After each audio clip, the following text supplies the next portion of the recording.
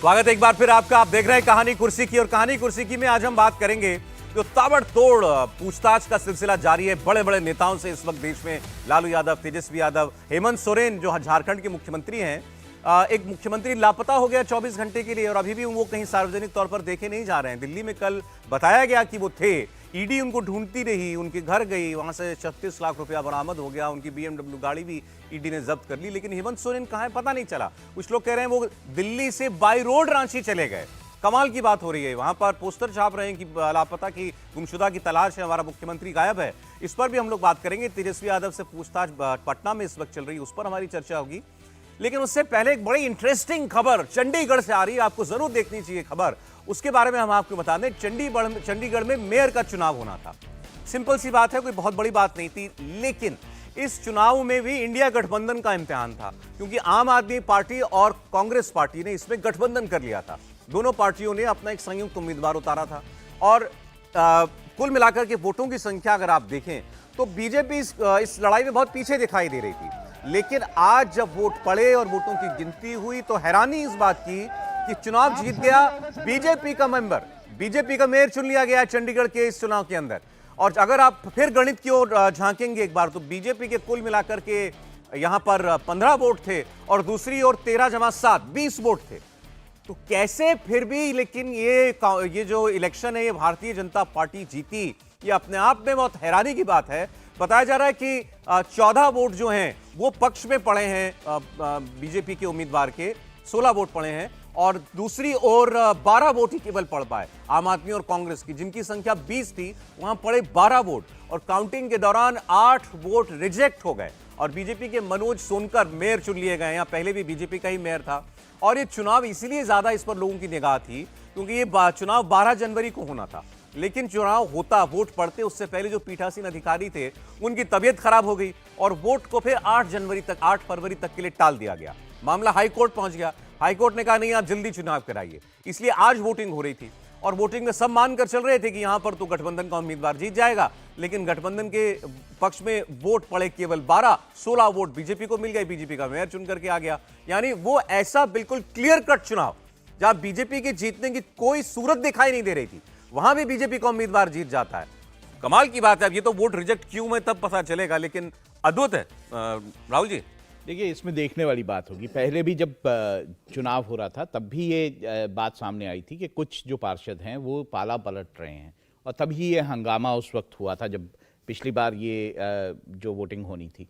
और पूरा हंगामा होने के बाद जो है इसको ये तय किया गया था कि जो है इसको आगे जनवरी में 30 तारीख को, 31 तारीख को किया जाएगा। लेकिन फिर हाई कोर्ट में अपील की गई तो ये उससे बाद हुआ था 6 फरवरी को किया जाएगा। 6 फरवरी को किया जाएगा। फिर अपील हुई तो फिर हाई कोर्ट में फिर ये हुआ कि नहीं, इसको आज किया जाएगा। तो ये देखने वाली बात होगी कि क्या जानबूझ के किसी जो कुछ पार्षद हैं जो पाला पलटना चाहते थे, उन्होंने अपना वोट रिजेक्ट कराया है कि नहीं करवाया है, उन्होंने किसी तरह से गलत तरीके से भरा है कि नहीं। तो ये देखने वाली बातें होंगी, क्योंकि इन चुनावों में ये बात बहुत ज़्यादा आ रही थी कि साफ तो ये, जैसे आपने बताया कि बिल्कुल साफ था कि अगर आप और कांग्रेस के जो पार्षद थे वो एक साथ होते तो उनके पास क्लियर मेजॉरिटी थी। और इसमें यह भी सामने आया कि अकाली दल के जो थे उन्होंने नोटा भरा था, उन्होंने किसी साइड नहीं भरा था। तो क्लियरली जो है आप और कांग्रेस को ये जो है जा रही थी सीट। लेकिन क्योंकि पार्षदों ने पाला पलटने की बात पहले भी आई थी, तो क्या उन्होंने ऐसा किया और जानबूझ के अपना रिजेक्ट करवाया, ये देखने वाली बात होगी। हर्षवर्धन जी क्या कहेंगे? फिर भी मेयर बीजेपी का? नहीं, मुझे निश्चित तौर पर ये बहुत संदेहास्पद दिखता है। अब मेयर बन गया है, मनोज सोनकर जी मेयर बन गए, और अभी मैं पढ़ रहा था, मुझे उनके बारे में बहुत जानकारी नहीं है, लेकिन अभी मैंने पढ़ा तो पढ़ाई बहुत ज़्यादा उनकी नहीं हुई, 7वीं तक पढ़े हैं, लेकिन ठीक है, इसमें कोई दिक्कत नहीं। 7, 8, 9 पढ़े लोग सब कुछ होते ही हैं। लेकिन शराब का बढ़िया धंधा करते हैं, वो मेयर भी हो जाएंगे। अब मेरे लिए चिंता की बात यहाँ ये है कि 8 के 8 वोट जो रिजेक्ट हुए हैं वो विपक्ष के हैं। ये संदेह पैदा करता है, और मैं फिर से कह रहा हूं कि ये वाली प्रक्रिया लोकतंत्र में दुरुस्त की जानी चाहिए। स्याही इधर से उधर चले जाना, मार्किंग गलत हो जाना, और जो राहुल जी कह रहे हैं, निश्चित तौर पर 2 ही चीजें हो सकती हैं, या तो रद्द करा दिया गया तब वो देखा जाना चाहिए, या वो जो भाई साहब वोट दे रहे थे उनको लगा कि इससे अच्छा तरीका नहीं हुआ तो क्या कुछ और उनको मिल गया था, कुछ और उनकी साठगांठ हो गई थी, कुछ डीलिंग हो गई थी। क्योंकि 12, 8, 20 सीधे सीधे मत कांग्रेस और आपके होते भारतीय जनता पार्टी के पास 15 + 1 किरण खेर 16 मत होते, तो उनको तो 16 पूरे के पूरे मिल गए, उधर वाले 20 में से 8 चले गए। इसका सीधा सा मतलब हुआ कि कहीं न कहीं, जिसको हम कहते हैं बार बार, अब वो हॉर्स ट्रेडिंग हुई, किसी ने कुछ गड़बड़ कर दी, लेकिन संदेह है और बड़ा संदेह है, ये लोकतंत्र में बहुत अच्छा नहीं दिखता है, अच्छी बात नहीं। अब ये तो पता चलेगा बाद में कि ये रिजेक्ट क्यों हुए 8 वोट, और ये बात सही है विपक्ष के ही हुए 8 वोट जो है वो रिजेक्ट। अब आम आदमी पार्टी इस नतीजे को लेकर के हाईकोर्ट में चुनौती देने वाली है, ये भी खबर हमको मिल गई है। लेकिन जैसा मैंने कहा, चुनाव छोटा लगता है, मेयर का चुनाव था, लेकिन इंडिया गठबंधन का भी एक इम्तिहान ही था, वहां पर दोनों पार्टियों का एकजुट होना। पंजाब में देखिए एक नहीं हो रहे हैं दोनों पार्टियां, मेयर के इलेक्शन में एक थी। ये पहला माना जा रहा था कि इंडिया गठबंधन का पहला मुकाबला सीधा सीधा जो है वो बीजेपी और एनडीए के साथ है, तो ये बड़ा इंपॉर्टेंट माना जा रहा था, जबकि एक छोटा सा चुनाव है लेकिन इंपॉर्टेंट माना जा रहा है। सीक्रेट बैलेट से चुनाव होता है, गुप्त मतदान होता है, मतलब ओपन नहीं है कि पता चलेगा कि आपने किसको वोट किया है। और इस चुनावों में होता यह कि जैसा अभी थोड़ा सा बता रहे थे हर्षवर्धन जी आपको, कि आपने पर्ची पर कौन से पेन से जो है, किस इंक से अपनी मार्किंग की है, आपने कहां टिक मार्क लगाया है, किसके आगे, कहां उस प्रॉपर बॉक्स में लगा है कि नहीं लगा है। बहुत छोटी छोटी बातों पर भी वोट रिजेक्ट हो जाया करते हैं। ये तो मेयर का चुनाव है, पार्षद इसमें वोट करते हैं। राज्यसभा के जब चुनाव होते हैं उसमें भी बड़े बड़े खेल ऐसे इसी आधार पर हुए हैं कि आपने ठीक ठीक नहीं लगाया, आपने दूसरे रंग की स्याही का पेन यूज कर लिया तो वोट रिजेक्ट हो गया। तो ऐसा नहीं कि इसमें कोई गड़बड़ी है या अनियमितताएं, ऐसा नियम कहता है। अब नियमों में भी बहुत कुछ हो जाता है फेरबदल, लेकिन यहां ऐसा हुआ है कि मामला अदालत पहुंचेगा। लेकिन यह जरूर है कि इंडिया गठबंधन ने एक परसेप्शन की लड़ाई में तो कम से कम पिछड़ गया कि भाई आप यहां पर अपना मेयर तक नहीं जिता पाए। एक शॉर्ट कमेंट से समीर जी, फिर आगे बढ़े हम। देखिए, मुझे लगता है चंडीगढ़ का जो मेयर का चुनाव है, यह देखकर तो ये कह सकता हूं कि नामुमकिन को मुमकिन करना की कला भारतीय जनता पार्टी को आती है। देखिए, 8 के 8 वोट विपक्ष, लेकिन अगर फेयर है तो, अगर फेयर था तो हाँ, ये बिल्कुल पता निश्चित रूप से मुझे लगता है किसी भी मामले में इसकी फेयर होने की संभावना मुझे बहुत कम नजर आ रही है कि 8 के 8 जो वोट खारिज किए गए वो विपक्ष की तरफ से हुए। अगर इसमें पार्षद भी अगर जानबूझ करके गए होंगे तो मुझे लगता है फिर हॉर्स ट्रेडिंग भी हुई होगी इसके अंदर। तो मुझे लगता है अगर हॉर्स ट्रेडिंग भी हुई है तो वो भी गलत है, अगर किसी तरीके से टेक्निकली कुछ गलत हुआ होगा तो भी गलत है। मुझे लगता है भारतीय जनता पार्टी को इस मेयर के चुनाव में इसको इतना अपना एक प्रेस्टीज का पॉइंट नहीं बनाना चाहिए था। अगर विपक्ष के पास बहुमत है तो मेयर पद जाने देना चाहिए था। इस तरह की घटनाओं से जब आप ईमानदारी से कोई चुनाव जीतते हैं तो वह भी संदेह के घेरे में आता है और विपक्ष को और विरोधी दलों को कहने का मौका मिलता है कि भारतीय जनता पार्टी साम दाम दंड भेद का इस्तेमाल करती है चुनाव जीतने के लिए। मुझे लग रहा है कि भारतीय जनता पार्टी आज जिस शिखर पर बैठी है, मुझे अगर उन्होंने ऐसा किया है तो इन चीजों से भारतीय जनता पार्टी को बचना चाहिए। एक मेयर के पास जाने से भारतीय जनता पार्टी की छवि पर और किसी तरह का कोई फर्क नहीं पड़ता। निश्चित रूप से अगर इसकी चर्चा होगी तो भारतीय जनता पार्टी समर्थक या कार्यकर्ताओं को भी ये बात बहुत पसंद नहीं आएगी। पार्टी को इससे बचना चाहिए। मुझे लगता है कि अब कोर्ट में जाएंगे तो कोर्ट में जांच होगी, आगे देखते हैं क्या होता है, लेकिन मुझे तो लगता है कि पार्टी को इससे बचना चाहिए था। और यहाँ तो सौरभ जी ठीक रहता है ना कि ईवीएम में कोई ये वाली गड़बड़ नहीं होती कि स्याही इधर चली गई, खाने के बाहर चला गया, मार्किंग हो गई। वहाँ तो आपने बटन दबाया तो आपके सामने आ रहा है, वीवीपैट भी दिख रहा है। तो ऐसे चुनाव में भी उसका इस्तेमाल हो सकता था। छोटा सा तो था, एक बक्सा लगाना था कम से कम। एक जिसको कहते हैं ना बार बार, जिसकी हम चर्चा करते हैं, कोई ये तो बात नहीं कर रहा होता क्यों रिजेक्ट हो गए। और मुझे लगता है कि पता चलना चाहिए, जैसे मैं कोशिश कर रहा था जब ये खबर आई तब से मैं कोशिश कर रहा हूं खोजने की, लेकिन ये पता नहीं चल रहा है कि 8 के 8 मत रिजेक्ट हुए क्यों।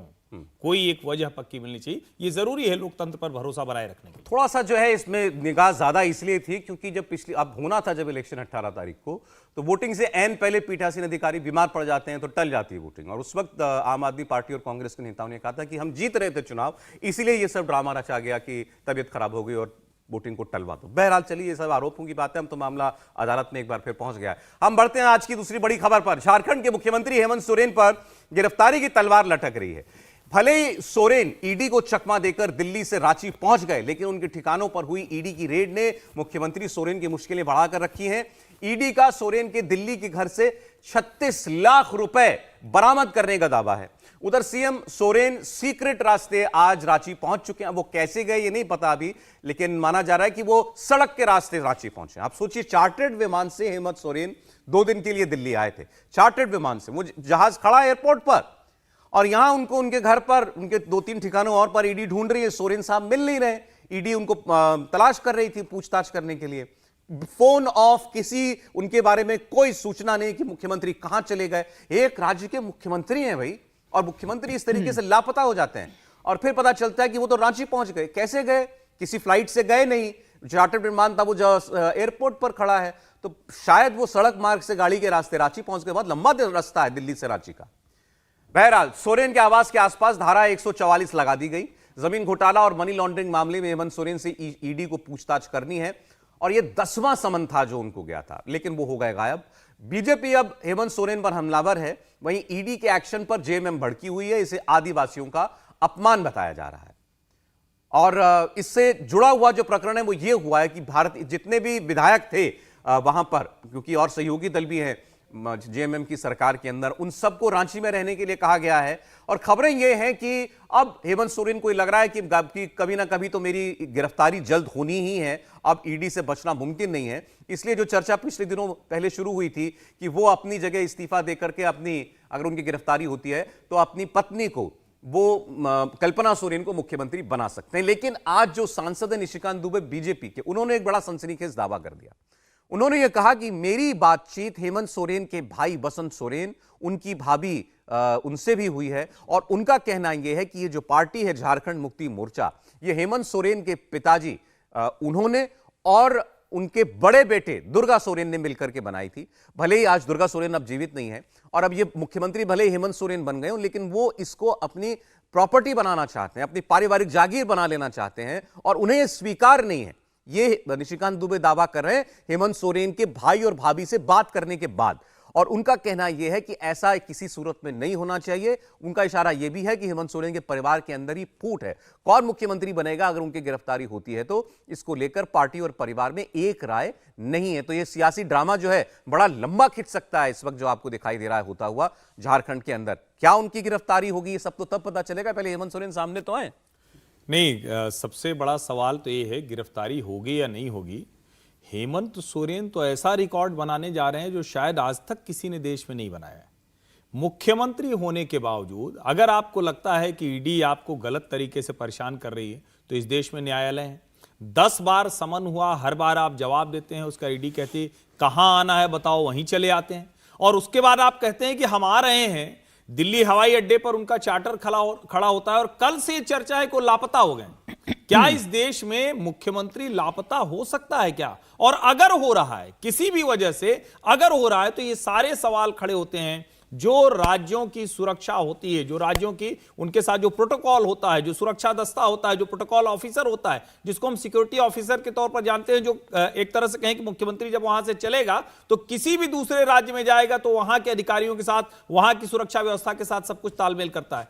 क्या वो सारा कुछ ध्वस्त किया गया? उस पूरे प्रोटोकॉल का उल्लंघन किया गया? अगर हेमंत सोरेन के साथ कुछ बुरा हो जाए, ईश्वर न करे कभी कुछ हो, तो किसकी जिम्मेदारी होगी? और हेमंत सोरेन अगर इस तरह से अपराधियों की तरह भाग रहे हैं तो सचमुच ये लोकतंत्र पर बड़े धब्बे जैसा है, चिंता पैदा करता है। और मतलब इसके लिए शब्द नहीं मिलते हैं कि मुख्यमंत्री भगोड़ा है ये कहा जाए। पार्टियां तो कह सकती हैं एक दूसरे के ऊपर, लेकिन हम लोग ये कहें कि मुख्यमंत्री भगोड़ा हो गया है, ये बुरा लगता है। जिन लोगों ने चुनकर भेजा होगा, जो उनके जिनकी सरकार में है, जिनके वो मुख्यमंत्री हैं, उनकी मनस्थिति जरा सोचिए, लोकतंत्र में वो क्या सोच रहे हो। हालांकि बीजेपी ये भी कह रही है कि इनके पिताजी जब केंद्रीय मंत्री थे शिबू सोरेन, तो वो 21 दिन के लिए लापता हो गए थे। है तो ऐसा प्रेसिडेंट तो है हमारे सामने, लेकिन वो मुख्यमंत्री हैं, वो और बड़ा पद है। बहरहाल बहुत सारी पॉलिटिकल रिएक्शंस हैं हमारे पास इस खबर को लेकर के। देखते हैं जरा एक नजर। पहले निशिकांत दुबे देखिए क्या कह रहे हैं। आप लोगों से भी विनम्र मेरी प्रार्थना है कि जहां कहीं भी है मेरे मुख्यमंत्री को जो है सुरक्षित वापस लेके आ जाइए। दिल्ली पुलिस भी परेशान है उनकी सुरक्षा के लिए, हम भी परेशान हैं, क्योंकि 3.5 करोड़ लोगों को वो रिप्रेजेंट करते हैं। दूसरी बात ये, वो किसी के बेटे हैं, वो किसी के पति हैं, किसी के पिता हैं, तो उनका परिवार भी शायद चिंतित होगा, उनके बच्चे भी चिंतित होंगे, उनकी पत्नी भी चिंतित होगी। 3.5 करोड़ हम झारखंड के जनता के साथ, तो उनको वापस ले आइए। लेकिन मुझे लगता है कि उनके पिताजी जिस तरह से भगोड़े साबित हुए थे केंद्रीय मंत्री रहते हुए, 21-22 दिन वो गायब हुए थे। हमारे यहाँ एक बिहार में कहावत है कि बापे पूत परापत घोड़ा ने कुछ तो थोड़म थोड़ा, तो पिताजी का कुछ ना कुछ गुण आया होगा, इसीलिए वो पिछले 40 घंटे से गायब है। ये लड़ाई जो है ये आइडियोलॉजिकल लड़ाई है, ये लड़ाई करप्शन के खिलाफ लड़ाई है। ये लड़ाई मोदी जी की वो लड़ाई है जो कहते हैं कि ना खाऊंगा ना खाने दूंगा, और उस आधार पर यदि आप भाग जाइए, यदि आप जांच एजेंसी का सामना नहीं करिए, यदि आप प्रेस रिलीज के माध्यम से जनता को गुमराह करिए, तो एक सांसद होने के नाते, वरिष्ठ सांसद, क्योंकि अभी झारखंड में जितने सांसद हैं उसमें मुझे लगता है कि वरिष्ठता में मैं सबसे सीनियर हूं, या मेरी ही सीनियरिटी के लोग हैं, मतलब 4 टर्म के 5 टर्म के कोई सांसद नहीं बचे हैं। तो वरिष्ठ सांसद होने के नाते 15 साल से इस झारखंड के विकास में जो है खून पसीना बहाया है, मुख्यमंत्री की हमेशा आवश्यकता पड़ती है, इसीलिए चिंता ज्यादा है। ये पूरी तरह से लगता है कि इस देश में ईदी अमीन का शासन आ गया, तानाशाही की पराकाष्ठा। एक चुनी हुई सरकार, एक चुने हुए मुख्यमंत्री को इस तरह प्रताड़ित करना, आदिवासी होना गुनाह है क्या? आप देखें, शनिवार को ईडी ने सम्मन किया था। शनिवार बंद रहता है, रविवार बंद रहता है। सोमवार को मुख्यमंत्री महोदय ने संदेश भिजवाया कि मैं 31 तारीख को अवेलेबल हूं, आप आ जाएं, पूछताछ करें।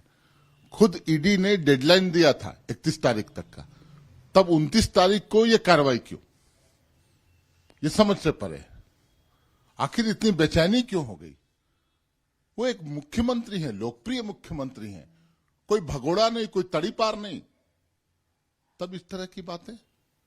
ये झारखंड नहीं, झारखंड ही नहीं, झारखंडियों का भी अपमान है, तमाम आदिवासियों का अपमान है। एक क्रांति की ओर ले जाया जा रहा है पूरे झारखंड को। देखिए, क्रांति की ओर जा रहा है झारखंड, हमको ये तो मालूम नहीं, लेकिन इस पूरे मामले को आदिवासी समाज से जोड़ना, ये अपने आप में एक दुष्प्रचार जरूर कहा जाना चाहिए। वो मुख्यमंत्री हैं, उनको देश की एक जांच एजेंसी बुला रही है, 10 बार बुला चुकी है, उनसे एक राउंड पहले भी पूछताछ हो चुकी है। अब अगर ईडी उनसे पूछताछ करना चाहती है तो मुख्यमंत्री क्या करेंगे? कोई और मुख्यमंत्री होता तो क्या करता? अगर आपको यह आरोप भी लगाना है कि भाई मैंने समय दिया है, आप उस समय पर आइए, आप इस वक्त मुझसे बातचीत ना कीजिए, तो ये कल जब उनके घर पर पहुंचे थे ईडी के अधिकारी, अगर हेमंत सोरेन वहां मौजूद रहकर के ये बात उनसे कहते तो वो अच्छा नहीं होता क्या?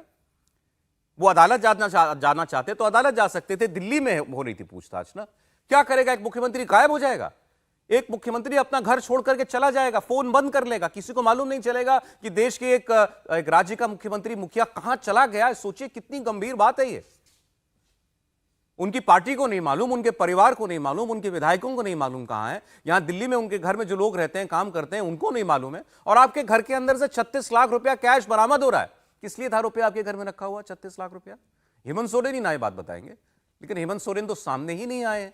और फिर उनके पार्टी के प्रवक्ता कहते हैं कि आदिवासी होना गुनाह है। क्या आदिवासी होना गुनाह नहीं है, लेकिन अपने नेता को, उनकी पृष्ठभूमि को, उनके आदिवासी बैकग्राउंड को इस तरीके से इस्तेमाल भी वो कम से कम ना करें। राहुल जी, नहीं, मुख्यमंत्री का लापता होना तो लोकतंत्र में गुनाह है, ये तो गुनाह है। देखिए, मुझे जो जानकारी है वो ये है कि ईडी जो है उन्होंने 2 दिन की 2 तारीखें दी थी, 29 तारीख और 31 तारीख। ये उन्होंने कहा था कि इस वक्त में से एक समय आप बताएं जब हम आपसे पूछताछ कर सकते हैं। मुझे लगता है क्योंकि जो कुछ हुआ था पिछली पूछताछ के दौरान, क्योंकि वहाँ पे बहुत ज़्यादा समर्थकों की भीड़ इकट्ठा हो गई थी जब झारखंड में ये रांची में पूछताछ हुई थी पिछली बार, और वहाँ पर एक तरह से जिसे कहें पॉलिटिकल दबाव बनाया जा रहा था ईडी के मतलब टीम पर। तो ईडी को ये लगा कि क्योंकि जो हेमंत सोरेन है वो यहाँ आए हैं तो यहाँ पे पूछताछ हो जाए। लेकिन मुझे ये भी कहा जा रहा है कि हेमंत सोरेन यहाँ पर जो है वो लीगल राय लेने के लिए आए थे। वो लीगल राय यहाँ पे लेना चाहते थे किसी से, और उसके कारण वो यहाँ पे इस तरह से आए थे।